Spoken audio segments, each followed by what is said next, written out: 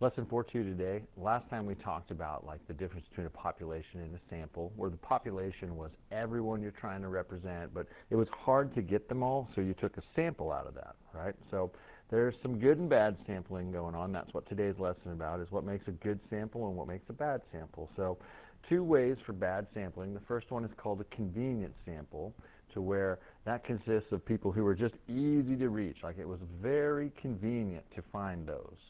And then another is a voluntary response sample. Those voluntary response are people who like actually choose to be in the sample because you invited them. It's like, hey, would you like to be a part of this survey? Yes, I would. So they were voluntary response. And then two more vocab words for today is a bias. A bias, I think we kind of get that, but it's just like the design of a study that shows a bias if it's likely to either underestimate or very likely to overestimate the value you want to know. Like, it's like a bad thing in the survey, right? It's a bias. And then the random sample will be the big topic of the chapter, is how do you get a random sample? It consists of all the individuals of the population who are selected using a chance process. Like sometimes they draw names out of a hat, sometimes they use a random generator, but a random sample was a good sample. And convenience and voluntary response, we're going to see today what those are and why they're bad. So let's try some examples. So here's some poor samples. These are all about convenient samples. So suppose here's what we're trying to do. We want to know how many times students at a large high school spent doing homework last week. We go to the school library and ask the first 30 students we see about how much time did they spend doing homework. So first off, that was pretty convenient, right? It's just like, oh, we went to a place and found 30 people just because they were there. That was convenient. What else is biased about it is where they went was the library. Why would that be so biased? Is because, would you believe that it just so happens that usually, not every time, but usually, like the kids who hang out in the library probably do a lot more homework than kids who don't hang out in the library. Again, on average, right? So it's possible that students who are at the library do more homework than a typical student. So like that would be a bad sample, because it's like if we're trying to survey everybody about how much time they spent homework, we just surveyed a bunch of people who most likely do a lot of homework. So it's probably going to like overestimate the average amount of time. So that's going to be too high, because these kids did more homework than the average, is what we're kind of assuming. So it's not a good sample. It was convenient to go to the library and just find 30 people. Let's see another one here. So a school nurse wants to know if students at this high school are overweight on average. So after school one day, he walked to the gymnasium, right? There's where they went. And where was it? Right across the hall from his office. Isn't that convenient, right? He just went across the hall, and it happened to be the gym. So he selects the first 20 students he sees, and he weighs them, you know. Then he takes the average of all their weights and says, okay, that's what we're going to do for the whole school. That's not a good sample, right? It was convenient because he just went across the hall, and there's a bias in it because of where they went. The bias is from the gym. It's like, who's hanging out in the gym? More than likely, probably some athletic kids running around. Could be basketball season, a bunch of basketball kids. So why is it biased? Because students in the gym are likely to be doing physical activity. And their weight, you know, on average, is probably like lower than someone who doesn't do. So that's why this bad sample would make this average less than the mean weight, is because those kids were probably not as heavy. Again, just kind of on assumption right there. It's not a good sample because they just did it conveniently right across the hall, and they went to one spot, the gym. Here's another one. A farmer brings like a juice company crates of oranges each week. And what this inspector does is they got to like look through the oranges. He just looks at 10 oranges every time, and they're at the top of the crate, right? The top of the crate. Why is that a bad sample to look at?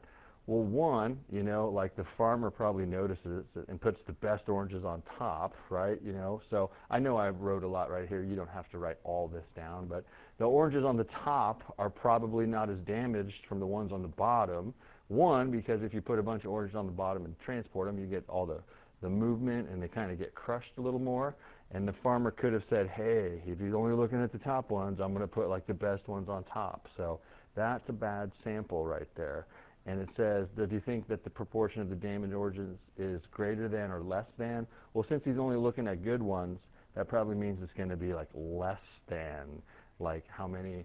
They're trying to see how many of these oranges are damaged, and by only looking at good ones, it's probably not right. So it underestimates.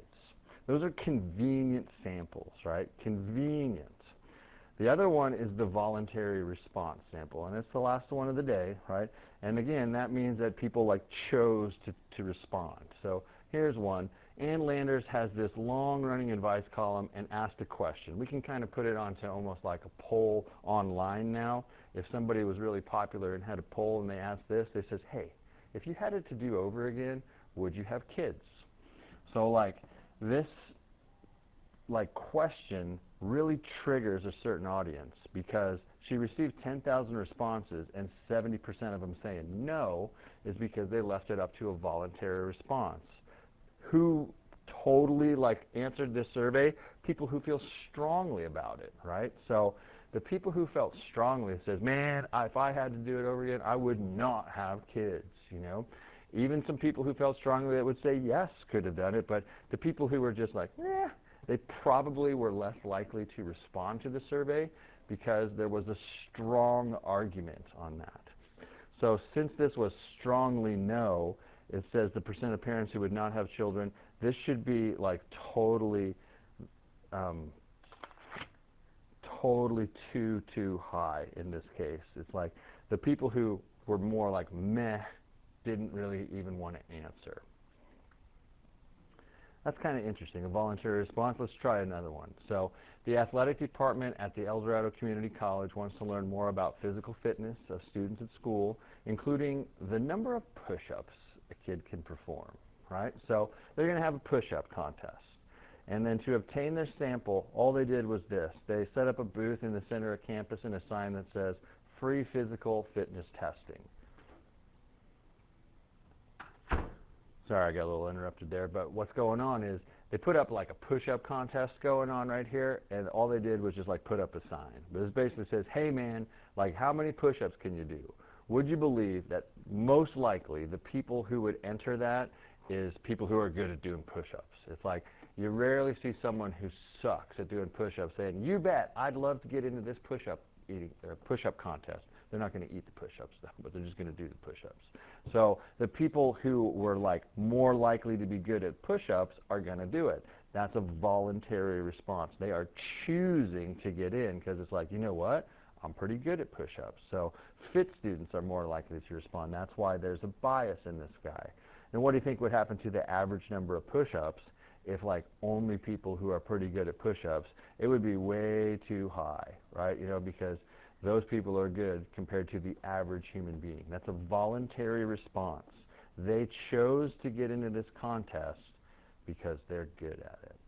And here's another one. The school nurse from earlier decided, you know what, here's what I'm going to do. Instead of finding those 20 people and going conveniently to the gym, they just said, hey, I want to see how much people weigh, so if you're willing to be weighed, right, if you would like to be weighed, come on down to the nurse's office and we'll get you weighed right here. Those people, they're asking for people to voluntarily respond.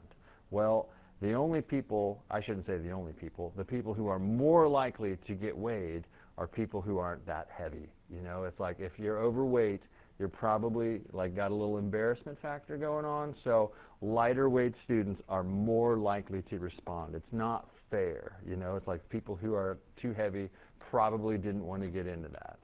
So if they did the average of all those kids, and since it's most likely lighter weight students, it's going to be too low, right? It's going to be less than that. So that's two ways of bias, either a convenient sample because it was easy to reach them, or a voluntary response, and voluntary response, so those people like chose to be into it. So what's the best way? Well, first let's realize both of these are bad because of choice, right? In a convenient sample, the researcher chose easy to reach people. In a voluntary response, people decide whether they want to join the sample. So both of those methods suffer from bias because of personal choice. The way to avoid this is to let chance choose it for a random sample, we would like randomly select people in these scenarios. So how could we have made like this push-up contest better in that one? So if it was just like Hayes High students or these people at the community college, like you randomly choose people from a sample. If there was 1,000 kids there, if they randomly chose 15 of them at random, just put all their names in a hat or something, that would be the best way to do it. For any sample, random selection is the way to roll. So we'll do much more with that. I don't want to do this last problem, but we will learn way more about how to get a random sample in another lesson. So let me know if you have any questions. Have a good one.